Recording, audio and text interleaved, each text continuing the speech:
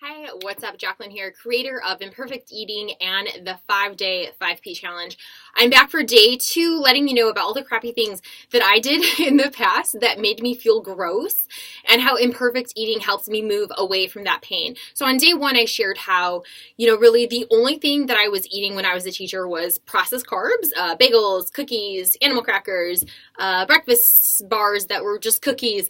Or I was doing the opposite and I wasn't eating anything all day long. And then what would happen at the end of the night?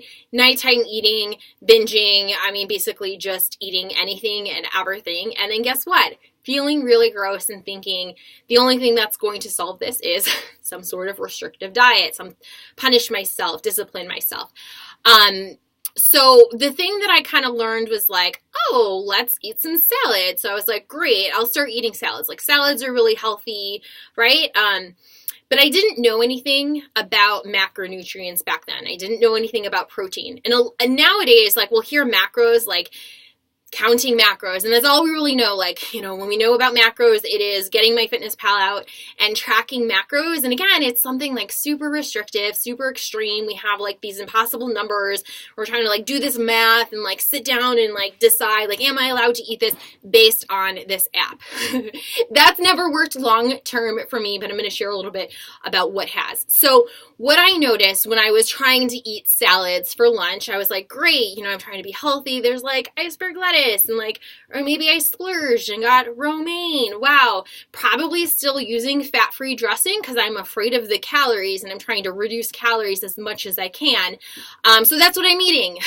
A salad of like iceberg lettuce and maybe cucumbers because they're like the lowest calorie vegetable and fat-free dressing. And guess what happens? 1, I don't enjoy the meal because that's gross. And 2, I'm hungry like an hour later. I'm starving an hour later. That meal has not actually filled me up.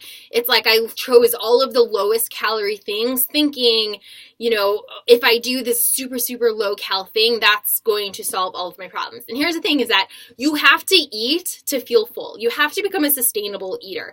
If you're one of those people that is you're swinging from like eating all of the things to eating none of the things, the solution is not to do something super restrictive. The solution is to figure out a way to make yourself feel full longer.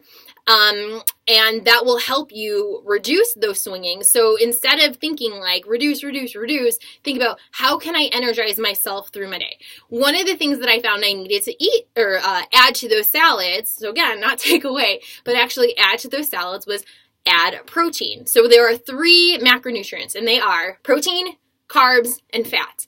My salads were just vegetables, so they were basically just carbs, water, and even the salad dressing I had probably didn't have any fat because I was afraid of fat, and it was probably just carbs. It was probably just artificial sweeteners in there. So no wonder those crappy salads didn't keep me full. I wasn't eating very much. So something that you can add to your salads if you choose to have a salad for lunch is add some protein. We can get protein from animal products, chicken, hard-boiled eggs. You can also do plant-based products. So beans, people worry about the carbs in beans, and I always talk to my clients, it's like, is it the carbs in the chickpea that caused us to gain weight, or was it the incessant binging after doing something extreme? And it's usually that. It's usually not being mindful of eating later on. It's not the calories or the carbs in a chickpea or the calories in carbs in baby carrots that cause people to gain weight. So everyone's afraid of carbs nowadays, but let's be honest, it's not the carbs in the chickpea that is ruining people's health. So those are a couple things that you can start adding to your salads. Chicken, rotisserie chicken, crock pot chicken. You can do chickpeas, black beans. Those are really easy. Making hard-boiled eggs and having that. Or sometimes doing a combination. We really like doing that, doing a combination. So it's every bite, it's ooh, there's this little surprise. I have no idea what this bite is going to taste like because there's so much variety on the plate. So that is my tip for today. If you are finding that your meals are not lasting you very long, make sure that you're eating protein. It can be an animal-based product or it can be a plant-based product, but make sure that you're adding in protein with your meals. That is going to help you stay fuller longer, and you'll find that you are less likely to snack and seek sugar and caffeine out later in the day if you're giving your body what it needs.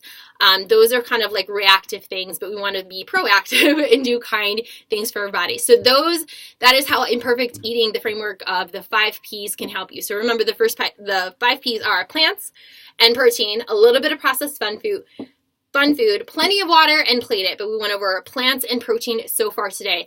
Doing those 2 things will help you move away from feeling gross and actually move you closer towards feeling good, feeling satisfied, feeling energized, not feeling guilty and crappy all the time. And then just a quick heads up, we start Monday. The 5P challenge starts Monday, January 20th.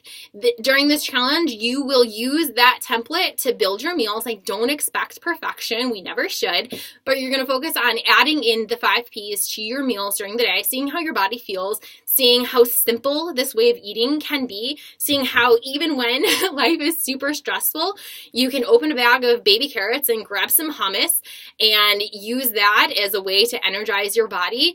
And it's really simple. Like, these are things that you can do even when life is really stressful. So how the challenge works, you'll show up for yourself every day. That's all you have to do, is show up for yourself. Post a 5P meal in the group.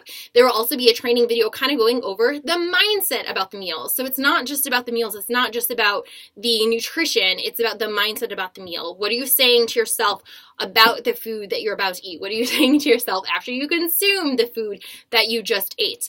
Every time you post a photo of your 5P meal in the challenge, you will be entered to win a $100 gift card to the grocery store of your choice. So you can have 5 entries during the week. All you have to do is show up for yourself. Again, we start on Monday. I'll post a link to it below the video, and I can't wait to get started with you. Have a good rest of your day. Take care.